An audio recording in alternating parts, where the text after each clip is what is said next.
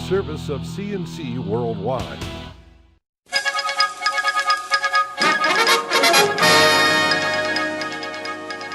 The Daily is a service of CNC News and the Greece Chamber of Commerce. I'm Bud Lowell, and your full AccuWeather forecast is right across the top of all these CNC local news pages.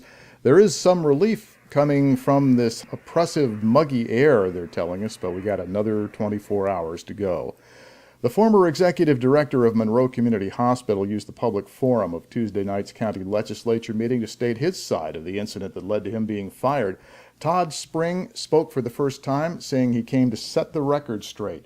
Spring was cited in a state health department report for alleged abusive treatment of an MCH resident who persisted in smoking where it wasn't allowed. The allegation was that he yelled at the patient, took away his smoking privileges, and confiscated his wheelchair, which confined the man to bed. After that came to light, County Executive Maggie Brooks dismissed him. Spring says the state attorney general cleared him of any civil or criminal wrongdoing, and he denied mistreating anyone. Spring said the smoker was also abusing alcohol, and he was smoking in areas where oxygen was being used, posing a risk of fire, and he said fire would have meant disaster in a multi-story nursing home full of frail people.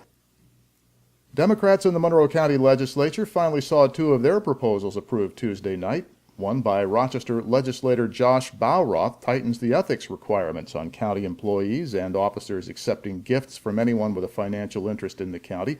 The other sets up a study of infant mortality in Monroe County. That one was co-sponsored by Democratic Minority Leader Carrie Andrews of Rochester and by Republican County Executive Maggie Brooks. Both these measures passed unanimously, and then so did two road projects in Chili and Wheatland that city Democrats had been blockading. Bonding for the road projects on Jetview Drive and the Twin Bridge over Awatka Creek required a supermajority for approval, which meant the majority Republicans had to get at least a couple of Democrats to vote with them. Democrats had refused.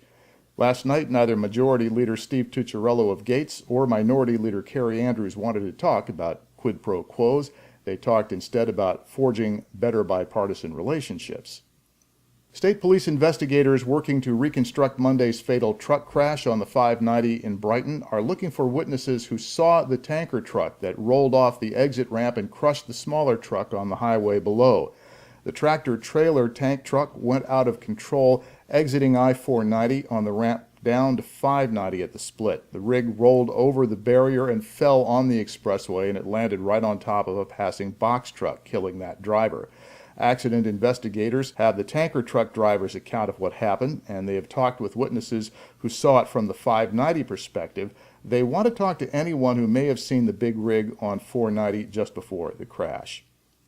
Governor Andrew Cuomo was in Buffalo yesterday talking up his statewide crackdown on texting while driving. The governor said 1 out of 5 accidents is caused by texting while driving. He calls it a crisis and said it's getting worse. The governor said his goal is to convince young people especially that texting or using a handheld device while driving is a jerky thing to do. A former Rochester police commander is suing the department and the city of Rochester, charging that he was blacklisted following the arrest of activist Emily Good. Sam Farina claims in court papers he was made a scapegoat after Good was arrested for videotaping a police traffic stop. Following Good's arrest, some of her supporters were ticketed by police for parking outside a meeting about her situation. Farina claims Chief James Shepard told a news conference that he was being replaced following an investigation of the ticketing incident. But Farina says there was no internal investigation, and he'd already told the department that he was resigning.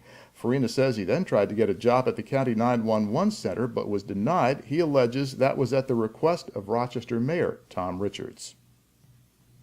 A Webster man was charged with assault following the early Tuesday morning stabbing in the town of Webster we told you about in our last report. A Webster police officer on patrol found a 36-year-old man on the ground in the 200 block of Krieger Road. He'd been stabbed multiple times.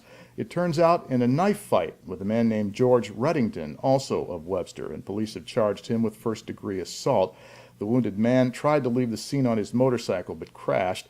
Reddington suffered cuts, but his injuries were minor. The knives were confiscated. The more seriously injured man is in guarded condition at Strong Memorial Hospital.